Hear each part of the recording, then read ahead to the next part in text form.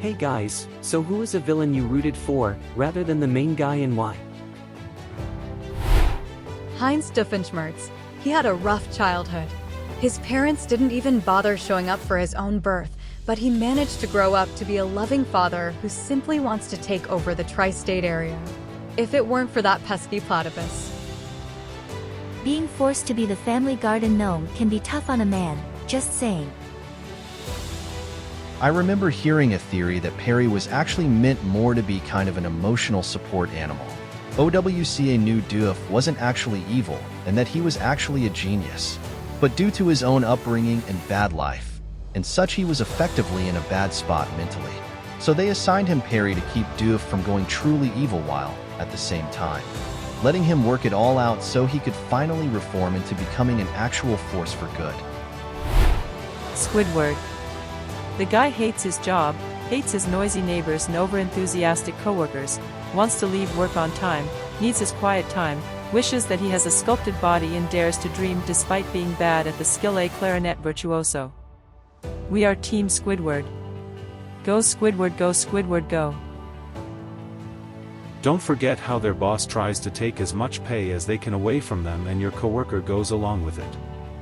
I stopped watching as a kid because of how much I despised SpongeBob and Mr. Krabs because of how much they annoy and screw over Squidward.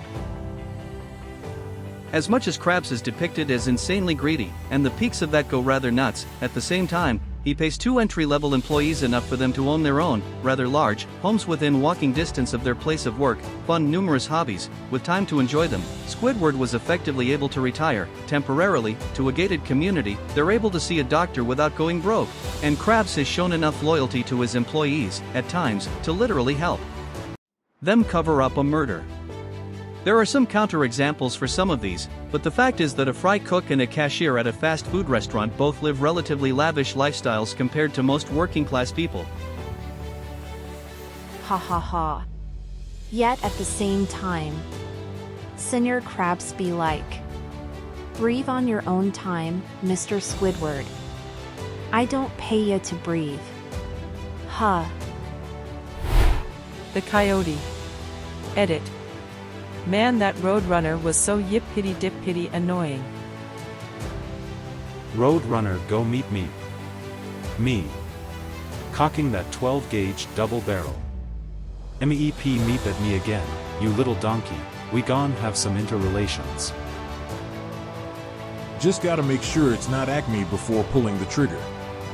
Big oof. And Tom too, such a good kitty cat going meow meow. Jerry was like 90% the booty hole long before Tom ever started doing his tang. Tommy Cat was just doing his job.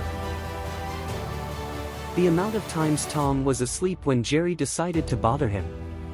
I'd be going King Kong if someone kept doing that to me. Magneto. His family was ripped apart by Nazis as a child.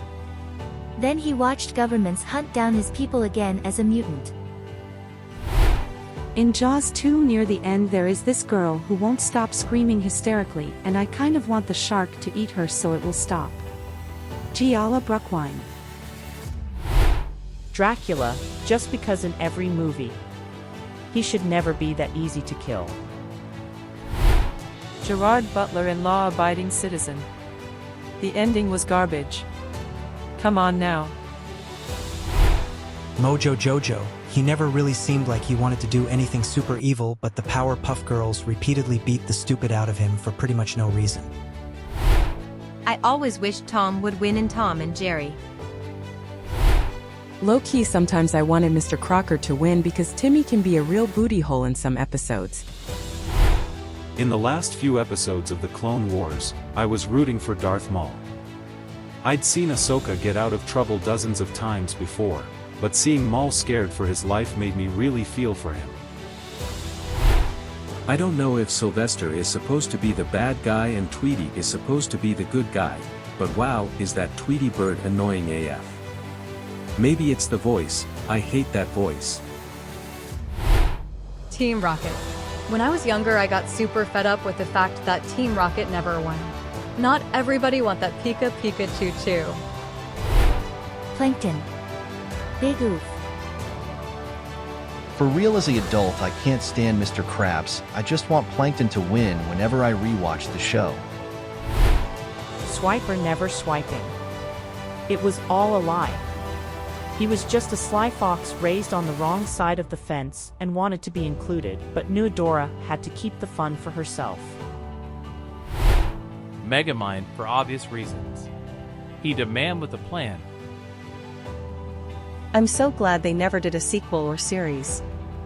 Yup, they left the movie at a perfect ending and didn't try to squeeze blood from a stone years later. Nope.